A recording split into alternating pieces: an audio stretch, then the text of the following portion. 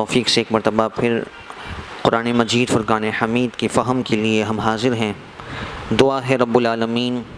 قرآن مجید فرقان حمید کے ایک ایک حرف کی برکت سے ہم تمام کو کروڑ رحمتیں برکتیں عطا فرمائے۔ آج سورہ توبہ کے آخری رکوع کے درس کو ہم سماعت کریں گے۔ یہ سورہ توبہ کا 16واں رکوع ہے اور 11ویں پارے کا 5واں رکوع ہے۔ یہ جو آیت کریمہ اس رکوع کی جس سے درس کا آغاز ہے، اس میں اللہ رب العالمین نے براہ راست اہل ایمان کو میدان جنگ میں کس طرح سے حکمت عملی اختیار کرنی چاہیے، جہاد کرتے وقت اور مسلمانوں کی حفاظت کرنے کے لیے کیا حکمت عملی اپنانا چاہیے، خود رب عزت قرآن مجید فرقان حمید میں وہ اسلوب اور طریقہ ارشاد فرماتا ہے۔ چنانچہ ارشاد فرمایا، یا ایھا الذین آمنوا، اے ایمان والو، قاتلوا الذین، قاتلوا کے معنی ہے تم لڑو، لڑائی کرو، لڑو، الذین یلونکم من الکفار، ان کافروں سے جو تمہارے قریب ہیں، یعنی قریب کے کافروں سے پہلے مقابلہ کرو۔ دشمن، کافر، مشرک یا اسلام کا مقابل جو بھی ہے، ہر ایک سے مقابلہ کرنا ہے، لیکن جو قریب میں بستے ہیں، جو مسلمانوں کے ساتھ اٹھتے بیٹھتے ہیں، یا مسلمانوں کی سرحدیں جن سے قریب ہیں، ان سے نقصان پہنچنے کا زیادہ اندیشہ ہے۔ فرمایا پہلے ان کے ساتھ مقابلہ کیا جائے، پہلے ان کو شکست دی جائے۔ تو اس کی دو حکمتیں مفسرین ارشاد فرماتے ہیں، دو فوائد حاصل ہوتے ہیں۔ ایک تو یہ کہ جب وہ کفار جن کو زیادہ ایکسس حاصل ہے، زیادہ کنٹرول مسلمانوں پر حاصل ہے، جب وہ شکست کھا جائیں گے تو جو دور کے کافر ہیں جن کے لیے رسائی آسان نہیں ہے، ان کے حوصلے بھی پست ہو جائیں گے۔ اور دوسری حکمت مفسرین یہ ارشاد فرماتے ہیں کہ جب قریب کے کفار شکست کھا جائیں گے تو وہ جو دور کے کفار کی معاونت کر رہے تھے، ان کے ساتھ ملے ہوئے تھے، وہ سارے ان کے ہیلے اور ساری ان کی سازشیں ناکام ہو جائیں گی۔ تو یہ قرآن مجید فرقان حمید نے بڑی حکمت اور بڑی دانش مندی کے اصول ہمیں ان آیات میں سکھائے۔ اور قرآن کہتا ہے وَلْيَجِدُوا فِيكُمْ غِلْظَةً، غلظتاً کہتے ہیں سختی کو، اور چاہیے کہ وہ تم میں سختی پائیں۔ یعنی جب سامنے والا اسلام کے خلاف ہرزہ سرائی کر رہا ہو، اسلام کے خلاف سازشوں کے جال بن رہا ہو، اور مسلمانوں کو ختم کر رہا ہو، مسلمانوں کو نقصان پہنچا رہا ہو، اور اہل اسلام میں فتنہ انگیزی اور انتشار پھیلا رہا ہو، تو ایسی صورت میں ہم مصلحت کا شکار ہو جائیں یا ہیلے بہانے کریں یا ان کے دل میں نرمی رکھیں، تو یہ اسلام کے مزاج کے خلاف ہے۔ تو یہ تاثر دینا کہ اسلام مذہب امن ہے، لہذا چاہے کوئی کتنا ہی بڑا دشمن کیوں نہ ہو، ہم اس کے ساتھ کسی قسم کی کوئی سختی نہ کریں، تو یہ نہ کسی اور قوم میں ہوتا ہے، نہ کسی اور خطے میں مذہب میں ایسا ہوتا ہے، نہ اسلام میں اس کو پسند کیا گیا۔ تو بلا شبہ اسلام مذہب امن ہے، دین امن ہے، لیکن جو نقص امن کا مرتکب ہوگا، جو اس پاکیزہ دین کے اصولوں کو نقصان پہنچائے گا اور مسلمانوں کے لیے باعث خطرہ ہوگا، تو پھر اسلام کی تعلیمات یہی ہمیں سکھاتی ہیں کہ اس کی آنکھوں میں آنکھیں ڈال کر کفر کے ساتھ، سختی کے ساتھ اور طاقت کے ساتھ نمٹا جائے گا، اور اسے اس کی زبان میں جواب دیا جائے گا۔ یہی اصول جو ہے ہمارے دشمن ہم سے بہتر سمجھتے ہیں، اور انہوں نے مسلمانوں کے اندر سے فلسفہ جہاد کو داغدار کر کے، مسلمانوں کو اس سے دور کر کے، مسلمانوں کو مصلحت کا شکار بنا کر بار بار اس چیز کو اہل ایمان کے اندر راسخ کرنے کی کوشش کی کہ اسلام تو مذہب امن ہے، اب جو چاہے تمہارے دین کے خلاف مغلظات بکتا رہے، الیاذ باللہ قرآن کو جلاتا رہے، صاحب قرآن کی بے ادبی کرتا رہے، مقدسات دین کو ہدف بناتا رہے، مسلمان کچھ نہیں کرے گا، کیونکہ مسلمان تو ایمان اور اسلام کا ماننے والا ہے جو امن کا درس دیتا ہے۔ اور پھر ایسے واقعات جو من گھڑت ہیں تاریخ میں، جن کی کوئی اصل اور حقیقت نہیں ہے، وہ سنا کر یہ تاثر دیا جاتا ہے کہ نبی پاک علیہ الصلوۃ والسلام نے جو ہے وہ اس طرح سے امن کا مظاہرہ کیا۔ تو یہ بات حقیقت کے اور تاریخ کے اور سیرت کے اور اسلام کے مزاج کے خلاف ہے۔ غزوات نبی صلی اللہ تعالیٰ علیہ وآلہ وسلم کا چیپٹر جب ہم دیکھتے ہیں تو نبی پاک علیہ الصلوۃ والسلام کی ہجرت کے بعد جب دوسری صدی ہجری میں جہاد فرض ہوتا ہے، تو دوسری صدی ہجری سے لے کر 10ویں صدی ہجری جب نبی پاک علیہ الصلوۃ والسلام نے وصال ظاہری فرمایا، تقریباً 9 سال کا یہ عرصہ ہے، اور اس میں اسلام کے سامنے 74 جنگیں کھڑی ہوئی تھیں، جن میں 27 میں نبی پاک علیہ الصلوۃ والسلام نے بنفس نفیس خود سے حصہ لیا،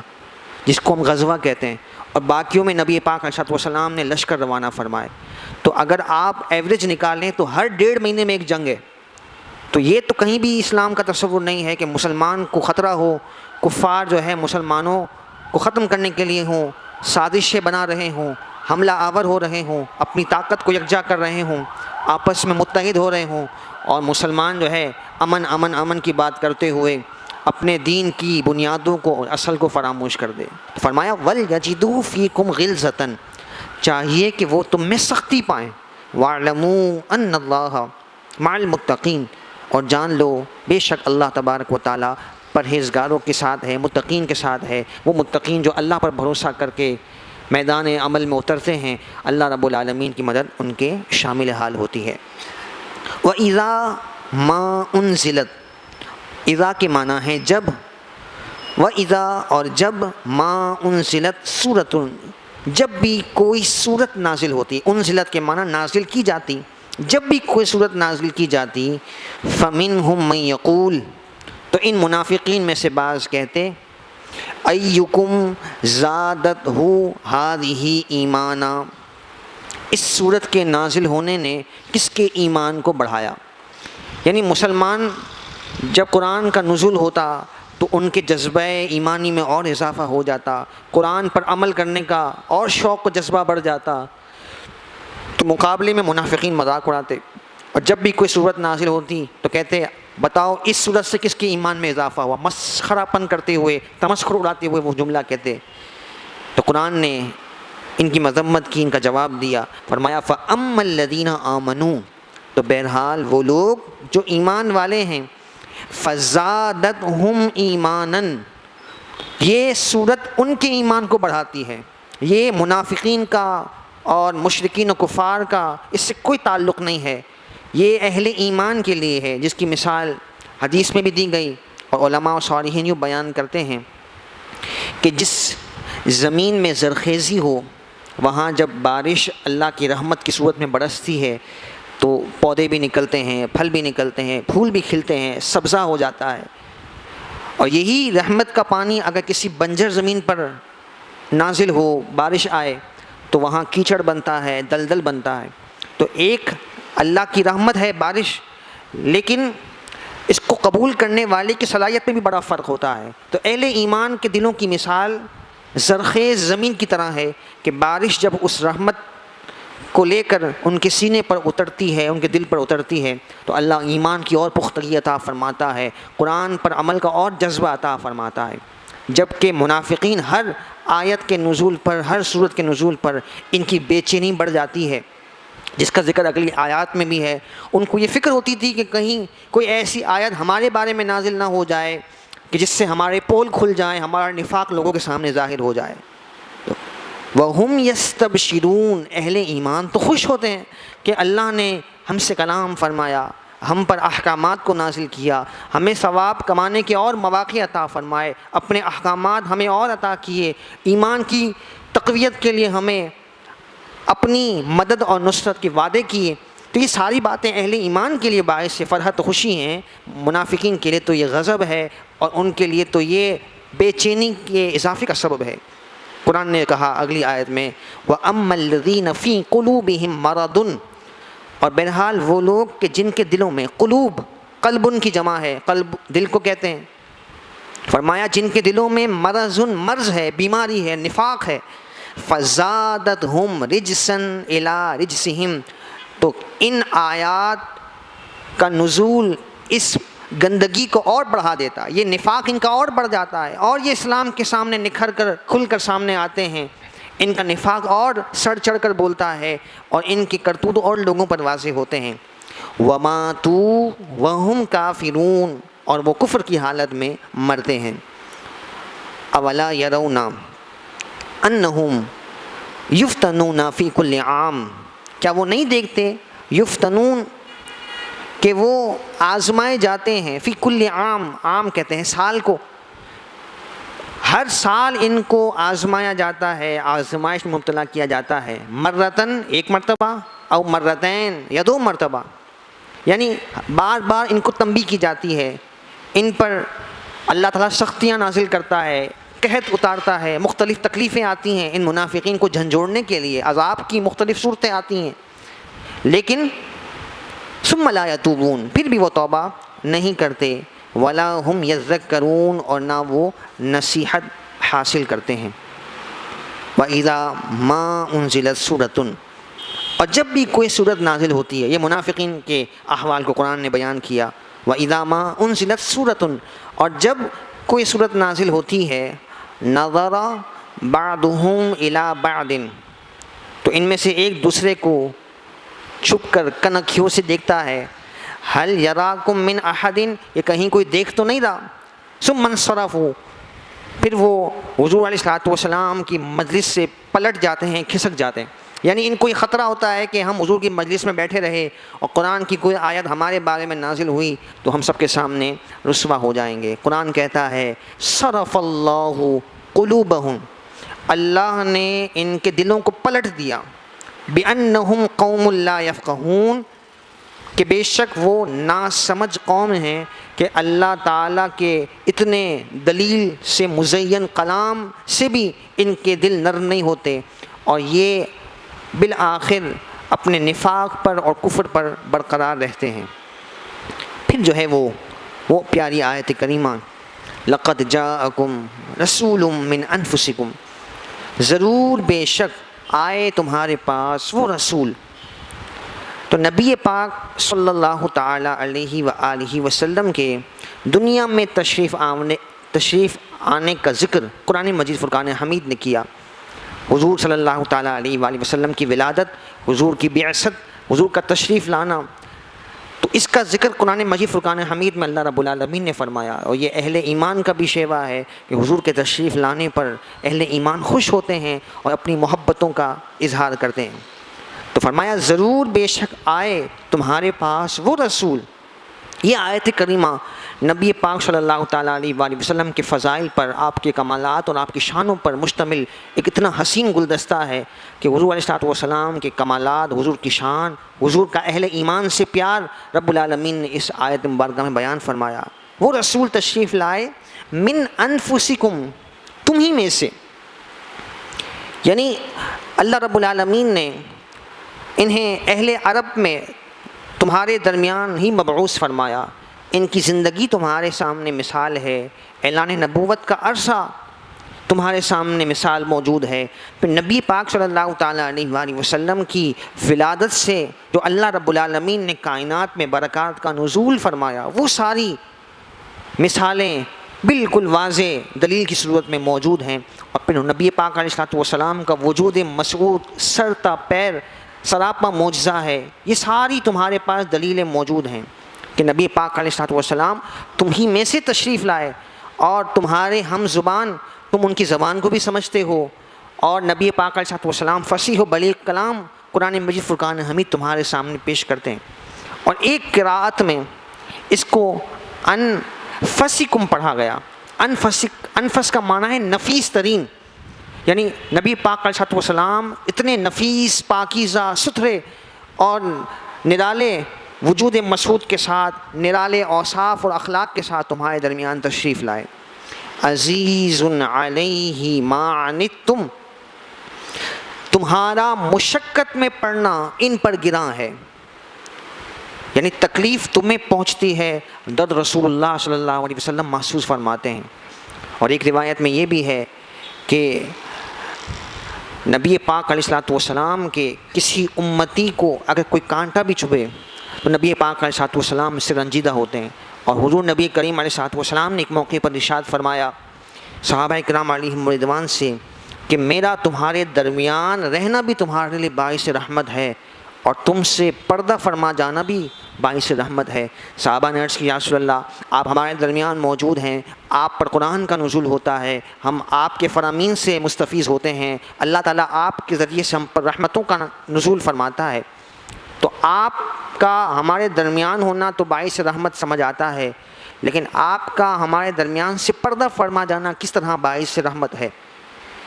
تو حضور نبی کریم علیہ الصلوۃ والسلام نے ارشاد فرمایا کہ جب میں تم سے پردہ فرما جاؤں گا تو مجھ پر میری امت کے احوال پیش کیے جائیں گے، اگر میری امت سے کوئی کوتاہی سرزد ہوگی تو میں اللہ کی بارگاہ میں اپنی امت کے لیے بخشش طلب کروں گا، اور اگر میری امت سے خیر کے کام صادر ہوں گے تو میں اس پر اللہ رب العالمین کا شکر ادا کروں گا۔ تو اللہ تعالیٰ نے محبوب کریم علیہ الصلوۃ والسلام کو سراپا رحمت بنا کر بھیجا، وہ آقا صلی اللہ تعالیٰ علیہ وآلہ وسلم جو ساری مخلوقات کے لیے رحمت ہیں، تو آپ کا اپنی امت کے ساتھ جو پیار اور شفقت کا معاملہ ہے وہ کس قدر نرالا ہے کہ فرمایا عزیز علیہ ما عنتم، تمہارا مشقت میں پڑنا ان پر گراں گزرتا ہے۔ کتنا گراں گزرتا ہے ہمارا پریشان ہونا، حضور کو کتنا رنجیدہ کرتا ہے۔ یہ حضور نبی کریم صلی اللہ تعالیٰ علیہ وآلہ وسلم نے ارشاد فرمایا لولا اشق علی امتی لامرتہم بالسواک مع کل صلاۃ او کما قال علیہ الصلوۃ والسلام، حضور نے فرمایا کہ اگر مجھے اپنی امت پر مشقت کا خوف نہ ہوتا تو میں ہر نماز کے لیے مسواک کو ضروری قرار دے دیتا۔ مسواک جو ہے نماز میں سنت موقدہ ہے، وضو میں مسواک کرنا یہ سنت موقدہ ہے، لیکن حضور کو مسواک بیحد پسند تھی، حضور کی خواہش تھی کہ یہ لازم اور ضروری ہو جائے، لیکن امت کہیں مشقت میں نہ پڑ جائے، نبی پاک علیہ الصلوۃ والسلام نے اس کو لازم نہیں قرار دیا۔ اس سے یہ پتہ چلتا ہے کہ نبی پاک علیہ الصلوۃ والسلام کے اختیارات کتنے وسیع ہیں کہ شریعت کے معاملات میں بھی آپ جب چاہتے اللہ کے اذن سے جس چیز کو چاہتے نافذ فرماتے، اور جو چیز چاہتے اپنی امت کے لیے آسانی فرماتے ہوئے اس کو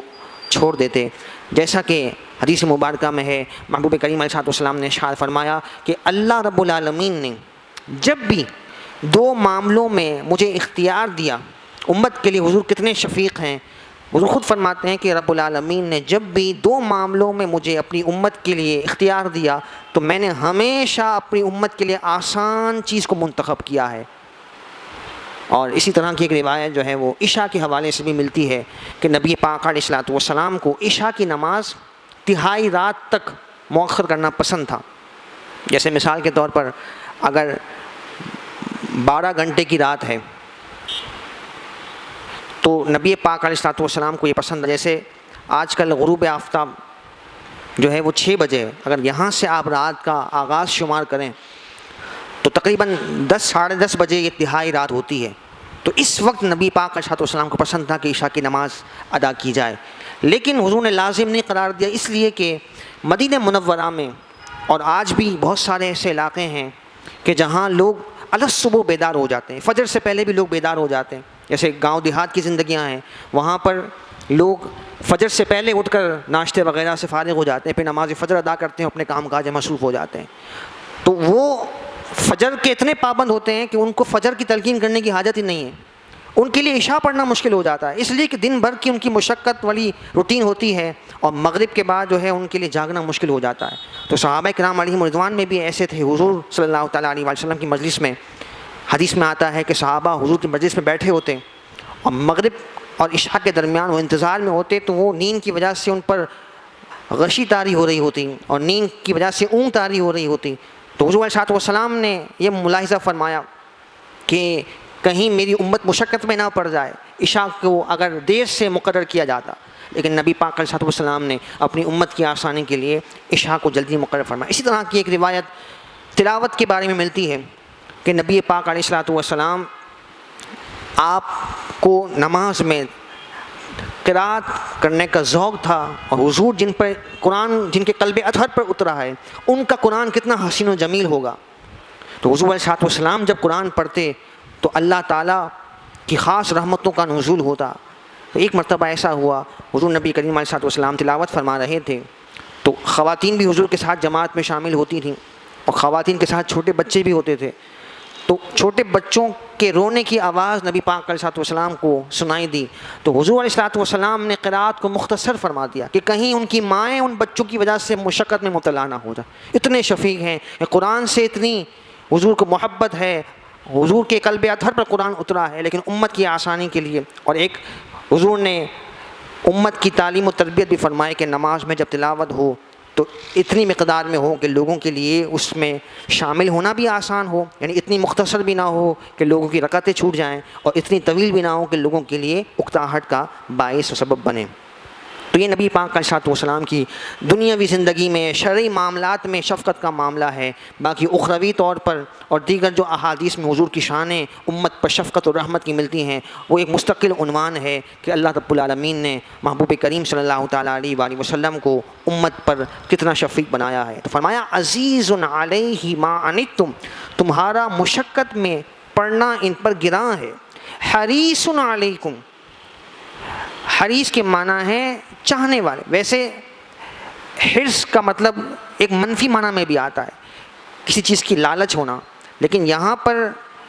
حضور صلی اللہ تعالیٰ علیہ وآلہ وسلم کے لیے فرمایا گیا کہ امت کے لیے حریص ہیں، معنی یہ ہے کہ امت کی بہت زیادہ بھلائی چاہنے والے ہیں، امت کے لیے بہت زیادہ رحمت و کرم اور شفقت فرمانے والے ہیں۔ حریص علیکم، تم پر نہایت ہی تمہاری بھلائی کے چاہنے والے ہیں۔ بالمؤمنین رؤوف الرحیم، مومنوں پر بہت زیادہ مہربان رحم فرمانے والے۔ یہاں پر رؤوف الرحیم، یہ حضور علیہ السلام کی صفات کا ذکر ہوا، اور یہ دیگر مقامات پر اللہ رب العالمین کی صفات بھی بیان کی گئیں، جیسے بسم اللہ الرحمن الرحیم ہم پڑھتے ہیں، اور دوسرے مقام پر قرآن میں فرمایا گیا واللہ رؤوف بالعباد۔ تو رؤوف اللہ کے لیے بھی قرآن میں آیا، رحیم اللہ کے لیے بھی قرآن میں آیا، اور اس مقام پر نبی پاک علیہ السلام کے لیے رؤوف اور رحیم کا ذکر ہوا۔ تو اس سے ایک اور بات ہمیں سمجھ آئی کہ جہاں الفاظ کامن ہوں وہاں برابری نہیں ہو سکتی، وہاں ضروری نہیں ہے کہ برابری مراد ہو، کیونکہ قطعاً کوئی مسلمان یہ سوچ بھی نہیں سکتا کہ معاذ اللہ نبی پاک علیہ السلام اللہ کے برابر ہوں، کیونکہ اللہ رب العالمین خالق ہے، پیدا کرنے والا ہے، مالک ہے، اور نبی پاک علیہ السلام کی ساری خوبیاں، آپ کے کمالات اور آپ کے فضائل اللہ کے اذن و عطا سے ہیں۔ تو پھر کیا معنی بیان کیا جائے گا؟ بالکل سادہ اور واضح معنی ہے کہ جب اللہ کے لیے رؤوف اور رحیم بولا جائے گا تو اس کی مراد یہی ہے کہ اللہ تعالیٰ ذاتی طور پر، حقیقی طور پر اور مستقل بذات اپنی صفات میں ہے، اسے کسی نے یہ وصف دیا نہیں ہے، جبکہ مخلوق کے لیے، نبی پاک علیہ السلام کے لیے اور دیگر مخلوقات کے لیے جہاں وہ صفات بیان کیے گئے کہ جو اللہ رب العالمین کے لیے بھی بولے گئے، تو وہاں مراد یہ ہوگی کہ اللہ کی عطا سے اور اللہ کے اذن سے یہ صفات اور یہ خوبیاں مخلوق کے لیے بیان کی گئی، جیسا کہ قرآن پاک میں سمیع اور بصیر انسان کے لیے بھی فرمایا گیا، اور اللہ تعالیٰ کی بھی صفاتی نام ہے۔ تو کہاں اللہ کا سننا، کہاں اللہ کا دیکھنا، کہاں مخلوق کا دیکھنا، مخلوق کا سننا، کوئی مماثلت ہی نہیں ہے۔ ہم دیکھنے کے لیے، سننے کے لیے اعضاء کے محتاج ہیں، آنکھ کے محتاج ہیں، کان کے محتاج ہیں، اللہ تعالیٰ جسم و جسمانیت سے پاک ہے۔ ہماری صفت جو ہے وہ محدود ہے، اللہ رب العالمین کی صفات لامحدود ہیں، نہ اس کی کوئی ابتدا ہے نہ انتہا ہے، ازل سے ابد تک اللہ کی صفات ہیں۔ اللہ کی صفات کو فنا نہیں ہے، مخلوق کی صفات فنا ہونے والی ہیں، تو کوئی موازنہ ہی نہیں ہے کہ معاذ اللہ اللہ تعالیٰ کہ کسی بندے کی کسی طاقت کو اللہ کے برابر سمجھ لیا جائے۔ تو یہ اصول اگر ہم قرآن پاک سے سمجھ لیں تو ہر قسم کے شیطانی وسوسے سے ہماری حفاظت ہو سکتی ہے۔ قرآن مجید فرقان حمید میں مددگار کا لفظ مخلوق کے لیے بھی آیا، جبکہ ہم سب جانتے ہیں، ہمارا ایمان ہے کہ حقیقی مددگار صرف اللہ تعالیٰ ہے۔ تو اس کا یہ مطلب نہیں ہے کہ اگر کسی اور کو مددگار کہہ دیا گیا تو یہ شرک ہو گیا، معاذ اللہ برابری ہو گئی۔ شرک کے معنی ہے کہ اللہ کے برابر کسی کو تصور کرنا، جبکہ مومن کا، اہل ایمان کا، مسلمانوں کا عقیدہ یہ ہے کہ اگر مخلوق میں کوئی کسی کی مدد کرتا ہے، چاہے وہ حیات ہوں یا دنیا سے پردہ فرما چکے ہوں، جس کی مثالیں ہمیں احادیث میں ملتی ہیں اور دیگر واقعات میں ملتی ہیں جو مستند واقعات ہیں، تو وہ ساری اسی پر مبنی ہے کہ اللہ کی اذن اور عطا سے۔ تو جب یہ اصول سمجھ آ جائے گا تو شرک کا کوئی وہم و گمان بھی یہاں پیدا نہیں ہوتا، چہ جائے کہ امت کو اتنے آسان مسئلے میں منتشر کیا جائے یا کنفیوژن میں مبتلا کیا جائے۔ تو فرمایا بالمؤمنین رؤوف الرحیم، مومنوں پر آپ رؤوف اور رحیم ہیں۔ فإن تولوا، تو اگر وہ پھریں، اتنے شفیق و مہربان نبی جو انہی میں سے ان کے درمیان رونق افروز ہیں، اتنے معجزات حضور کے سامنے ہیں، اتنے کمالات حضور کا پیش کردہ قرآن مجید فرقان حمید ان کے سامنے موجود ہے، ان تمام چیزوں کے باوجود بھی اگر یہ کفار، منکرین، مشرکین اگر پھر جائیں، فقل، تو اے محبوب آپ فرما دیجئے، حسبی اللہ،